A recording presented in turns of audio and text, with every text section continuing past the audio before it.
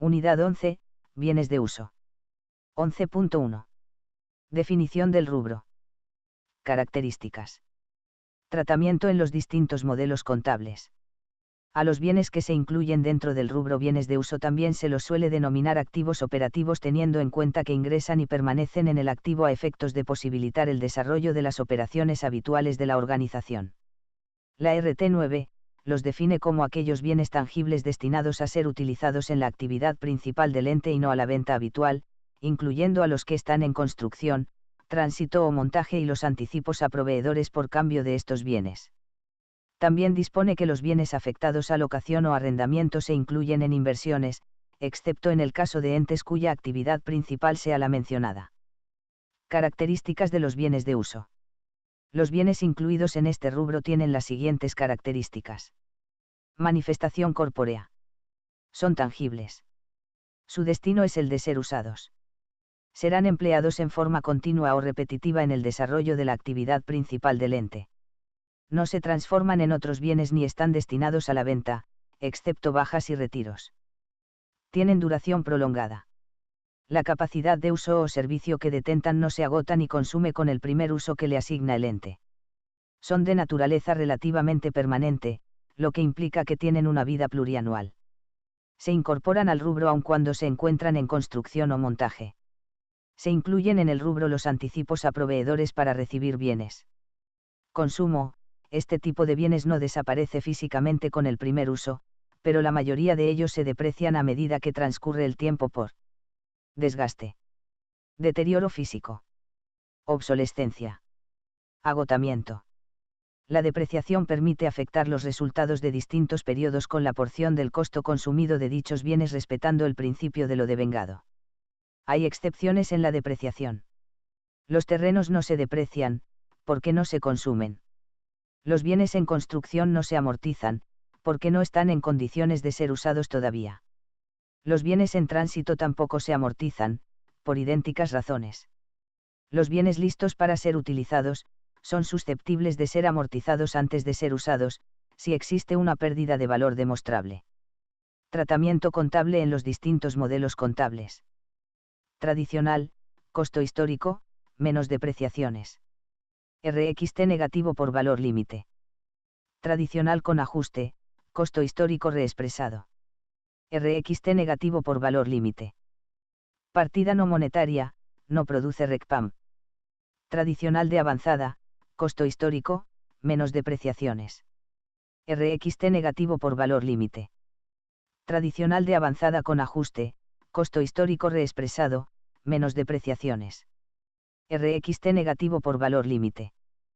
Partida no monetaria, no produce RECPAM. Valores corrientes, valor corriente menos depreciaciones. RXT negativo y positivo.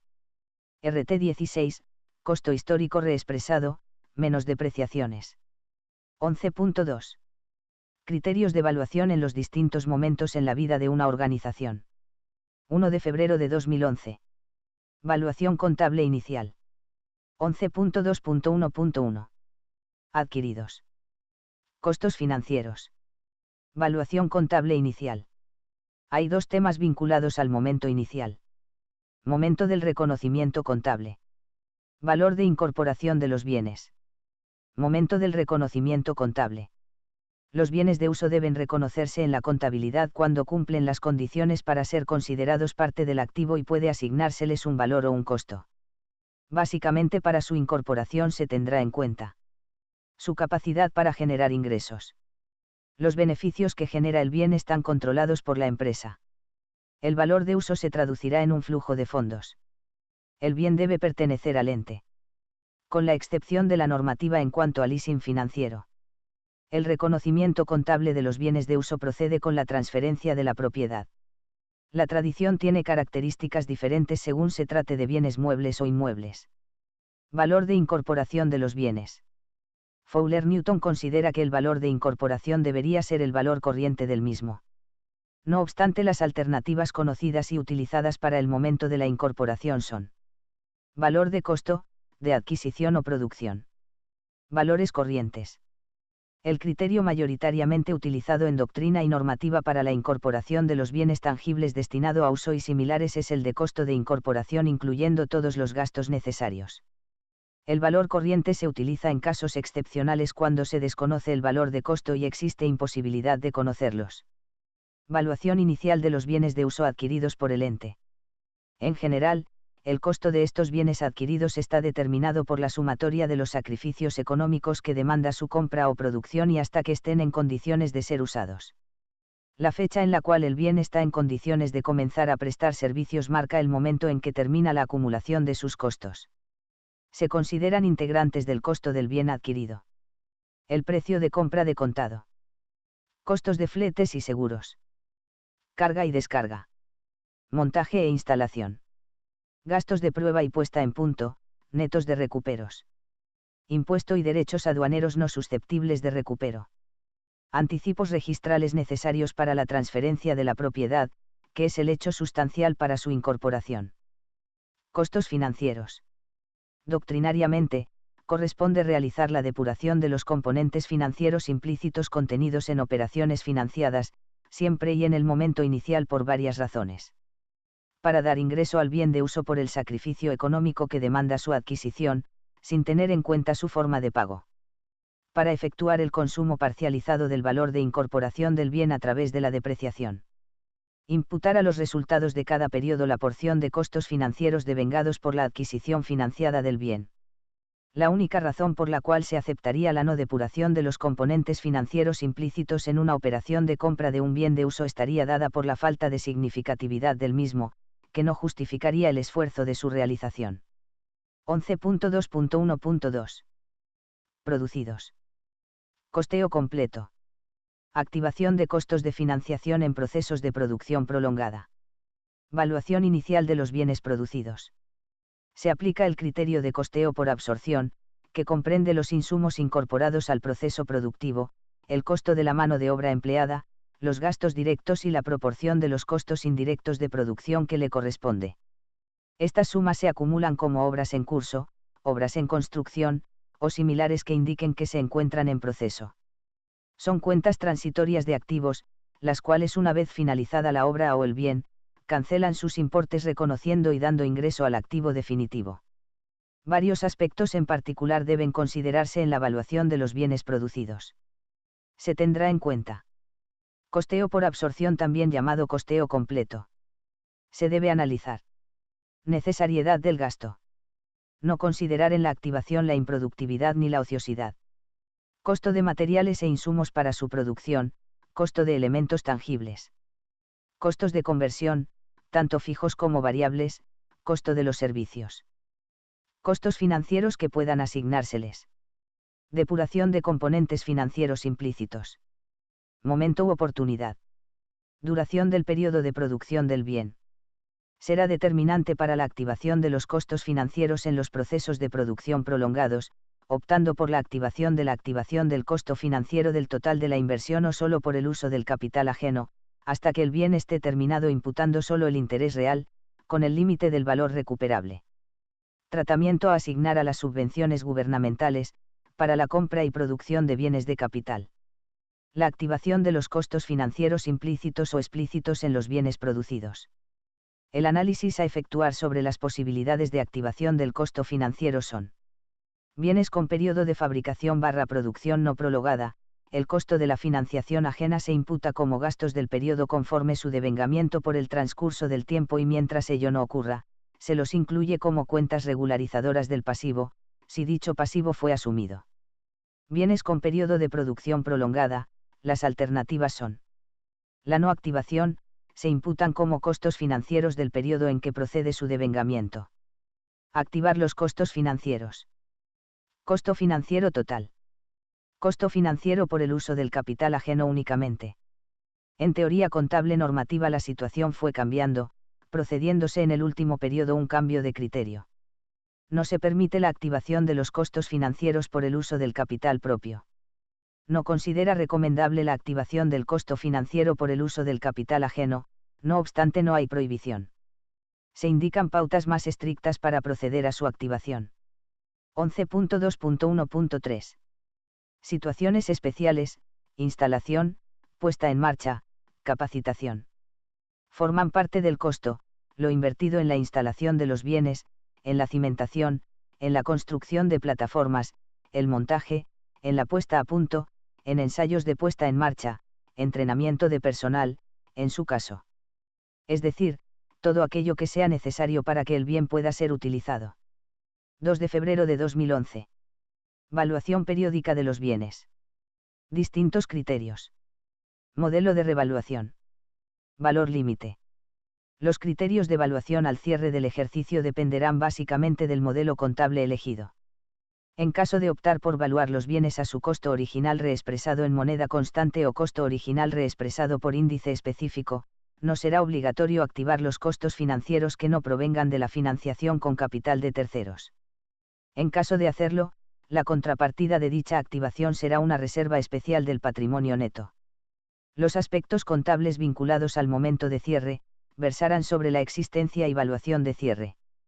Básicamente se seguirán los siguientes pasos. Recuento de los bienes para determinar la existencia y estado de conservación de los mismos. Aspectos vinculados al análisis de la amortización del periodo. El destino del bien, determinar si los mismos continuarán afectados como bienes de uso, o bien si serán desafectados en el próximo ejercicio. Valuación al cierre del periodo, donde tenemos dos grandes criterios conocidos. Costo incurrido menos la depreciación acumulada, porción no consumida. A valor nominal o reexpresado según la situación contextual. Valores corrientes reconociendo resultados por tenencia.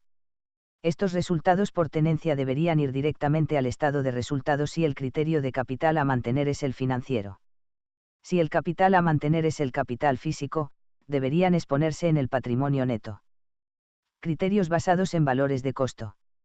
Este criterio implica evaluar al cierre del ejercicio los bienes de uso a su valor de costo incurrido en sus dos manifestaciones, costo incurrido nominal, neto de amortizaciones, o costo incurrido reexpresado a moneda homogénea, neto de las amortizaciones acumuladas al cierre del ejercicio, también reexpresadas. Si el bien es producido por el ente, el valor reexpresado se determinará por la reexpresión de todas las erogaciones realizadas, incluidos los costos financieros por el uso de capital ajeno cuando corresponda, teniendo en cuenta las distintas fechas de origen. Si existe una situación de inestabilidad, en la cuenta transitoria de activos se irán acumulando los distintos elementos del costo, los que serán transferidos a la cuenta de activo definitiva a su terminación.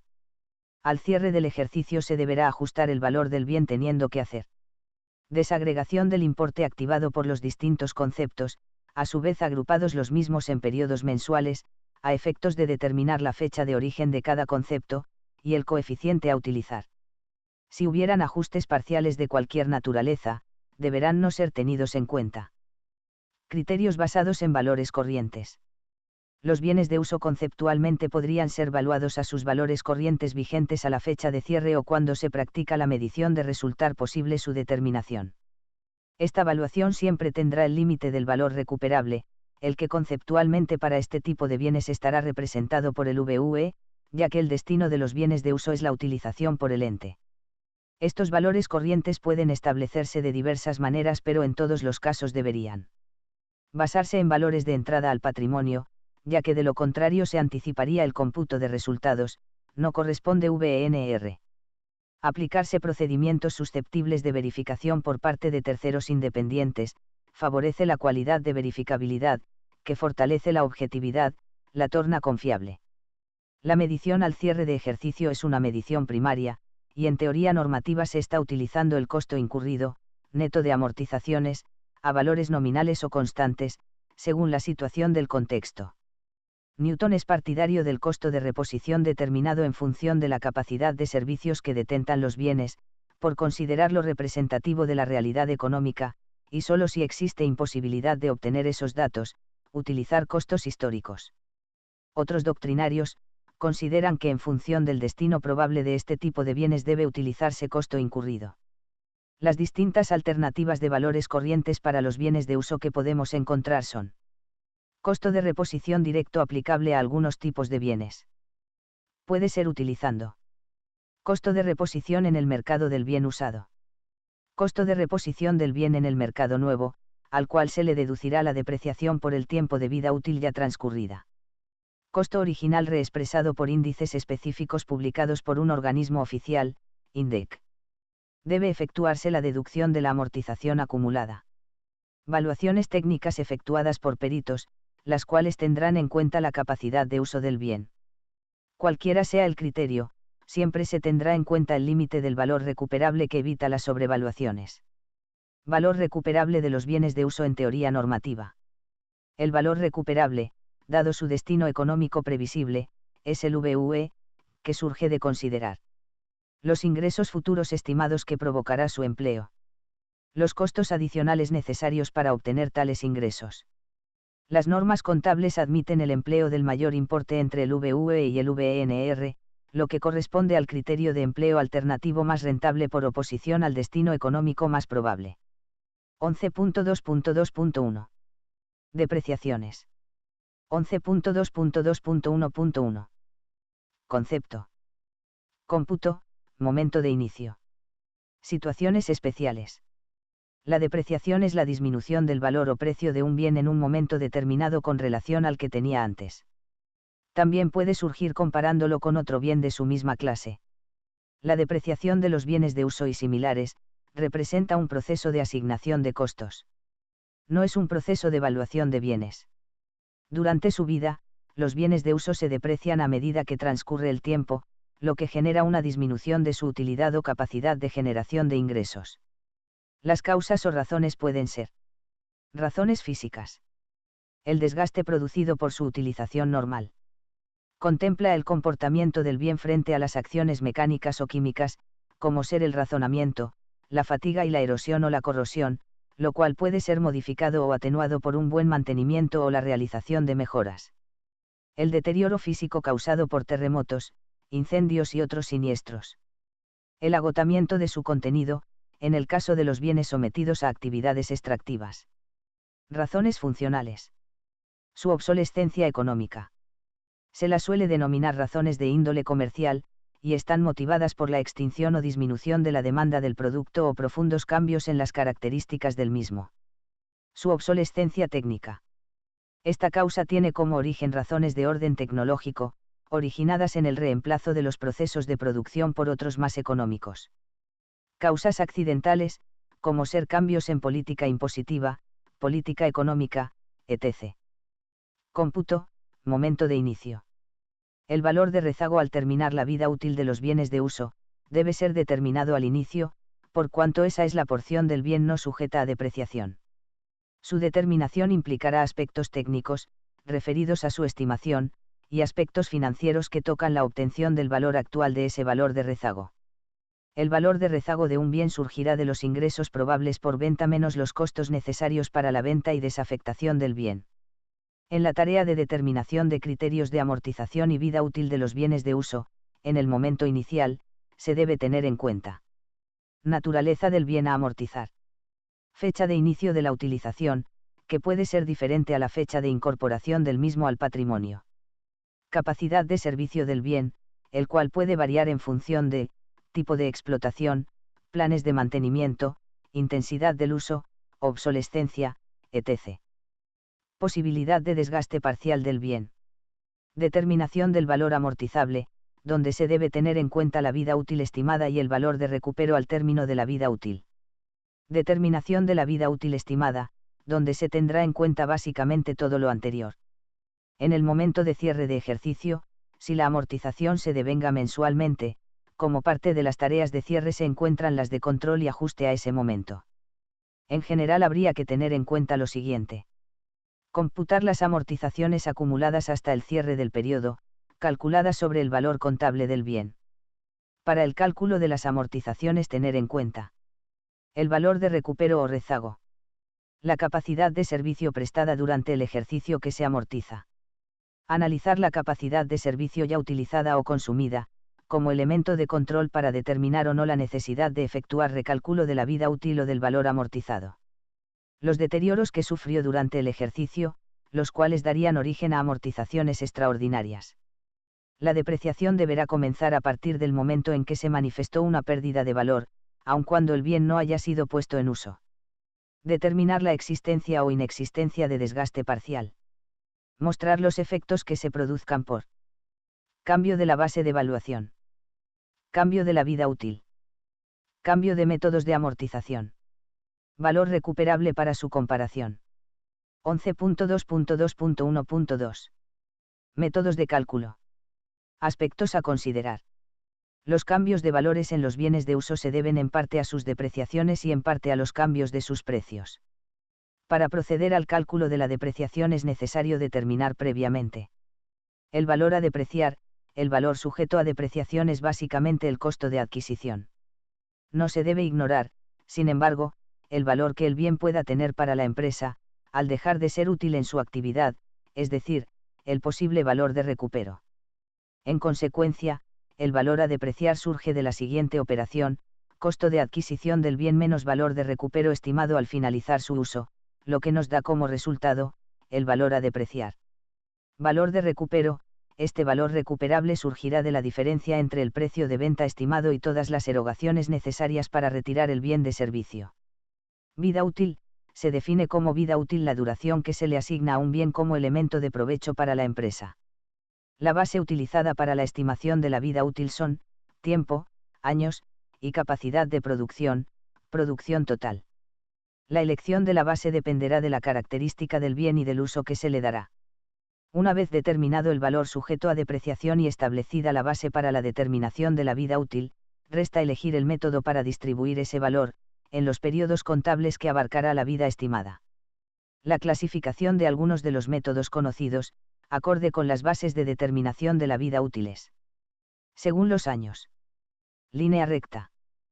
Creciente por suma de dígitos. Decreciente por suma de dígitos.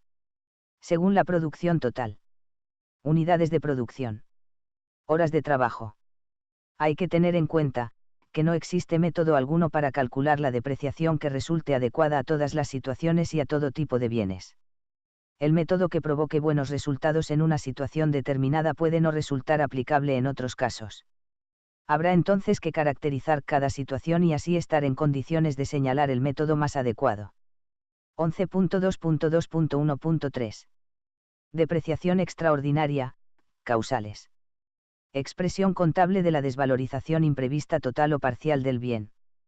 Puede darse por siniestros, incendios, inundaciones, razones legales, cambios de políticas, leyes que afecten a los bienes de uso, etc. 11.2.2.1.4. Cambios de estimación y método. Tratamiento contable de las diferencias. La depreciación del valor de un bien tangible de vida útil prolongada, surge del análisis conjunto de dos estimaciones, la vida útil y el valor residual.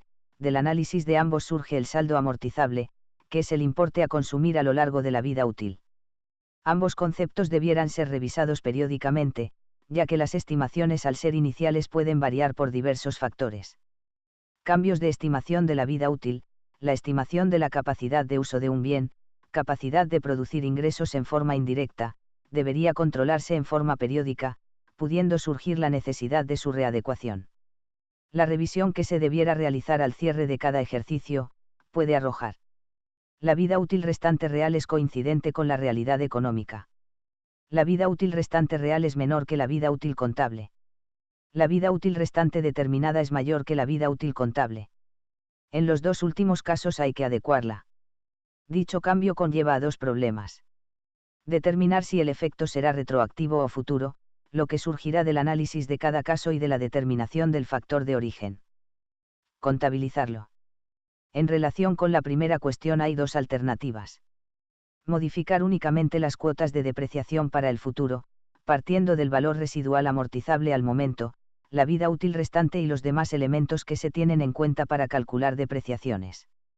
Se recalcula el saldo amortizable y no se modifican las amortizaciones acumuladas anteriores. Se da cuando al cambio tiene solo efectos hacia el futuro. Recalcular la depreciación computada hasta el momento, para adecuarla al resultado de la nueva estimación. Se la utiliza cuando obedece a una corrección de errores, utilizando área. Cambio de método de amortización. Hay consenso en que la adopción de un nuevo método contable que no esté motivada por modificaciones en el patrón de uso de los bienes debe ser tratada como un cambio de criterios de medición, lo que implica la corrección retroactiva de las depreciaciones acumuladas al comienzo del ejercicio y el cómputo de un área. 3 de febrero de 2011. Tratamiento contable de las mejoras, reparaciones y mantenimiento. Mantenimiento y reparaciones. El mantenimiento son las erogaciones incurridas para mantener la capacidad productiva del bien, tienen un carácter preventivo. La reparación es la actividad que tiende a resolver problemas que redujeron o detuvieron la capacidad operativa de un bien, se la ejecuta cuando el bien se encuentra inactivo. En el caso de reparaciones y mantenimiento, las empresas pueden actuar de dos maneras. Un plan preventivo de mantenimiento. Ocurre cuando las empresas desean asegurar la operatividad de su plantel de bienes de uso, encarando el mantenimiento en forma permanente a través de un plan. Efectuar las reparaciones cuando la capacidad operativa del bien se paraliza. En este caso, la imputación contable ocurre cuando el servicio de reparación se concreta. No obstante, en determinadas actividades, se puede estimar, en función de experiencias anteriores, la imputación a los costos de dichas reparaciones en forma mensual, afectando costos y pasivo, previsión para reparaciones, y cancelar ese pasivo estimado objetivamente cuando la reparación se efectiviza. En general, los costos de mantenimiento y reparaciones deben cargarse al periodo en que se practican, son gastos, la cuenta a utilizar podría ser reparaciones y mantenimiento, ya que no pueden vinculárselos con ningún ingreso en particular, pues son erogaciones realizadas para subsanar situaciones que impiden el normal funcionamiento del bien. Mejoras. La mejora es el reemplazo o agregado de una parte de un bien o grupo de bienes físicos que incrementa su capacidad de servicio, ya sea aumentando su vida útil o aumentando su productividad. La mejora beneficia a periodos futuros, por esa razón son consideradas gastos no consumidos correspondiendo su activación. Su consumo se registrará a través de las amortizaciones en los ejercicios que restan para concluir su vida útil. Cuando una mejora implica el reemplazo de una parte del bien, el valor residual de esta porción debe ser descargado de la evaluación contable del bien. 4 de febrero de 2011. Baja y desafectación de los bienes de uso. En caso de venta de bienes, la evaluación contable de estos debe ser dada de baja con cargo al resultado del periodo, salvo si incluyese ganancias de tenencias diferidas en un saldo de revalúo, en cuyo caso esta cuenta debe ser desafectada tal como se hace con motivo del cómputo de mayores depreciaciones. Si un bien se retira de servicio, es razonable mantener como evaluación contable su VNR, dado que su destino es la venta y no su uso. Si un bien se entrega como parte de pago de otro, como precio de venta se debe considerar el valor establecido explícita o implícitamente en la operación. Contablemente, cuando se da de baja un bien de uso corresponde registrar la baja del valor contable del bien, la baja de las amortizaciones acumuladas, la baja del saldo de revalúo técnico, que implica desafectar la restricción que pesaba sobre estos resultados por tenencia. Si el bien se desafecta, pero queda dentro del patrimonio, solo procederá 1 y 2, y el punto 3 se aplicará cuando el bien egrese del patrimonio. 11.3. Casos especiales. 1 de marzo de 2011. Bienes tomados en leasing. Modalidades. Tratamiento contable. El leasing conceptualmente es un contrato de alquiler o arrendamiento con opción a compra a su finalización. Es decir que, es un contrato en virtud del cual una persona, el arrendador, concede a otra, arrendatario, el derecho de poseer y emplear durante cierto tiempo un bien o conjunto de bienes a cambio de una serie de pagos especificados. En esta operatoria encontramos un contrato de arrendamiento. Dos partes, el arrendador, que adquiere o produce un bien y los entrega en uso a otra persona, que es el arrendatario. Durante la vigencia del contrato, el arrendatario abona la suma periódica pactada. Al vencimiento del contrato, el arrendatario tiene la opción de adquirir el bien, mediante el pago de una suma adicional pactada y determinada en el contrato inicial. A veces, incluso, opera con este carácter la última cuota. El leasing es una operatoria que cuenta con un mecanismo legal, Ley 24.411, cuyo objetivo es facilitar el acceso a bienes muebles e inmuebles y otros activos a través de una operatoria financiera accesible a las empresas y también a veces a los particulares. En el mercado se conocen dos tipos de leasing.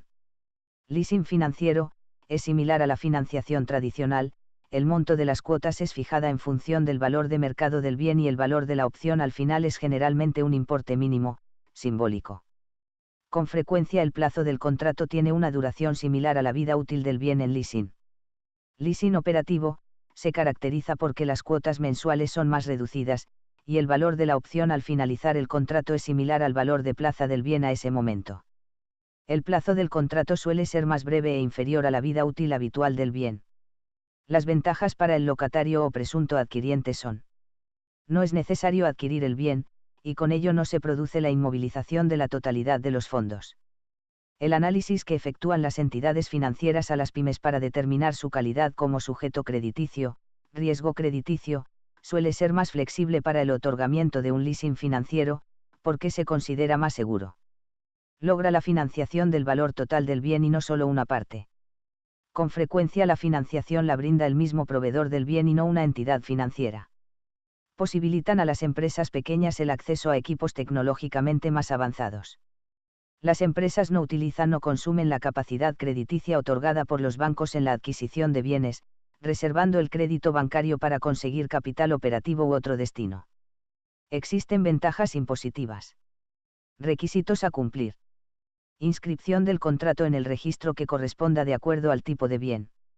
El tomador del leasing puede usar y gozar del bien, pero no tiene la propiedad, por lo tanto no puede disponerlo, venderlo ni gravarlo. Los gastos de mantenimiento y reparación son a cargo del locatario. La información contable debe responder a la realidad económica, buscar la esencia de los hechos y las operaciones.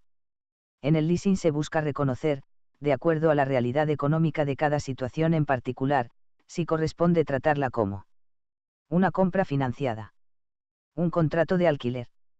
Para determinar si un leasing es en esencia un contrato de arrendamiento o una compra financiada, se debe analizar las cláusulas contractuales firmadas. Se puede interpretar que un contrato de leasing se aproxima a la figura de compra financiada cuando se dan las siguientes condiciones. El contrato no es cancelable unilateralmente por una de las partes. Al hacer uso de la opción de compra, la transferencia de la propiedad del bien al arrendatario se efectiviza sin costo, o bien abonando una suma inferior al precio del bien en el mercado. El plazo total de duración del contrato de leasing es similar a la vida útil estimada del bien. Evidentemente, en información complementaria a los estados contables se dejará constancia de la limitación a la disponibilidad de estos bienes. Aspectos. Leasing financiero. Se asemeja a una compra financiada. Leasing operativo. Se asemeja a un contrato de arrendamiento. Cuotas. Cuotas más elevadas. El total financiado equivale al valor actual del bien a ese momento. Cuotas más reducidas.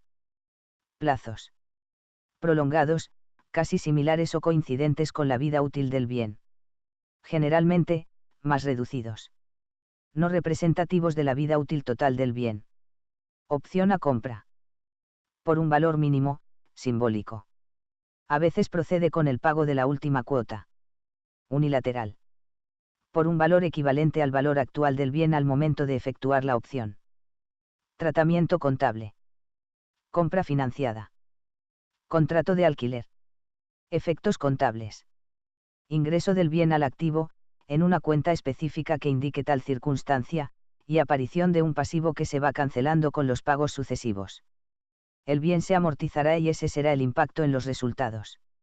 Se registrará el pago por alquiler en las condiciones pactadas afectando los resultados. Si hace uso de la opción a compra, recién en ese momento deberá ingresar el bien al patrimonio, por el valor pactado, costo de adquisición. Propiedad jurídica del bien arrendado. Jurídicamente no existe hasta la transferencia, debiendo en ese momento efectuarse todas las inscripciones registrales que correspondan. Igualmente, el contrato de leasing debe ser inscripto. Idem. 2 de marzo de 2011. Bienes adquiridos por medio de círculos cerrados. Tratamiento contable. Es una forma de adquisición de bienes que posee las siguientes características. Se constituyen grupos cerrados integrado por un número fijo de compradores que reciben el nombre de suscriptores. Cada mes se adjudican o entregan un número de unidades del bien predeterminada. Al final del periodo, junto con el cobro de la última cuota, todas las unidades habrán sido asignadas. Los desembolsos que deben realizar los suscriptores son: un derecho de inscripción, que es una suma única de pago inicial. Cuotas mensuales, que surge de la sumatoria de dividir el precio corriente del bien a ese momento por el número total de cuotas, cuota pura, más los cargos adicionales por seguros y gastos administrativos de la sociedad administradora del grupo. Debemos distinguir dos momentos. Momento 1, es el que transcurre desde la inscripción hasta el momento de la recepción del bien. A lo largo del mismo se efectúa el desembolso inicial y se pagan las cuotas mensuales. Existe un derecho de recibir el bien, el mismo no ha sido aún adjudicado, la cuenta que representa ese derecho, es una cuenta por cobrar en especie que fija parcialmente el valor del bien a recibir en la cantidad de cuotas puras abonadas. Los gastos administrativos y los derechos de suscripción se consideran gastos del periodo. Momento 2, se produce la adjudicación del bien. El mismo ingresa al patrimonio por la suma de las cuotas puras totales. El importe estará dado por las cuotas puras pagadas más las cuotas puras pendientes. Puede ocurrir que el valor de incorporación así determinado, sea diferente al valor corriente del bien a ese momento. Tratamiento contable. Las cuotas pagadas desde la suscripción hasta que exista adjudicación se deben registrar como créditos en especie. La incorporación efectiva del bien al activo se produce con su adjudicación, donde se transfiere el derecho de propiedad. Hasta que ocurra la adjudicación del bien se cargan los pagos realizados en concepto de cuota pura a una cuenta de activo anticipos bienes adquiridos por círculos cerrados, o equivalente. Al cierre del ejercicio, si aún no se recibió el bien, las cuotas abonadas y activadas, deben ser valuadas de modo tal que representen la proporción del valor corriente del bien. Si existieran diferencias sería un resultado por tenencia. Con la adjudicación del bien, se procederá a su incorporación por el valor total del mismo, dando de baja las cuotas pagadas y dando nacimiento a un pasivo por las cuotas pendientes. El valor del pasivo por las cuotas pendientes, suele ser tratado de dos formas. Registrar el pasivo por el valor que surja de multiplicar la cantidad de cuotas pendientes por su valor puro. Registrar el pasivo por el importe que surja de multiplicar la cantidad de cuotas pendientes asumidas por su valor total, inclusivo de los gastos de administración y otros. En este caso se deberá debitar como contrapartida por estos gastos asumidos una cuenta regularizadora de pasivo, que se irá descargando mensualmente con cargo a una cuenta de gasto. 11.4. Propiedades, plantas y equipos. Valuación periódica, método del coste y modelo de revaloración. Arrendamiento según normas internacionales. La normativa que se refiere a los bienes de uso es la NIC 16, que se refiere a estos bienes como inmovilizados materiales. Los define como los activos tangibles que posee una entidad para su uso en la producción o suministro de bienes y servicios, para arrendarlos a terceros o para propósitos administrativos, y que se esperan usar durante más de un ejercicio. La misma establece dos métodos de evaluación de los inmovilizados materiales. Modelo de coste, luego del reconocimiento del activo, se contabilizará por su costo de adquisición menos la depreciación acumulada y el importe acumulado de las pérdidas por deterioro del valor. Modelo de revalorización, los activos se contabilizarán a su valor revalorizado, cuando su valor razonable pueda ser medido con fiabilidad al momento de la revalorización, menos la depreciación acumulada y el importe acumulado de las pérdidas por deterioro del valor que hayan sufrido. Las revalorizaciones se harán con suficiente regularidad para que el importe en libros y el valor razonable no difieran significativamente. Normalmente, el valor razonable de los terrenos y edificios se determina a partir de la evidencia basada en el mercado que ofrezca la tasación, realizada habitualmente por expertos independientes calificados profesionalmente. El valor razonable de la planta y equipo serpa habitualmente su valor de mercado, determinado mediante una tasación.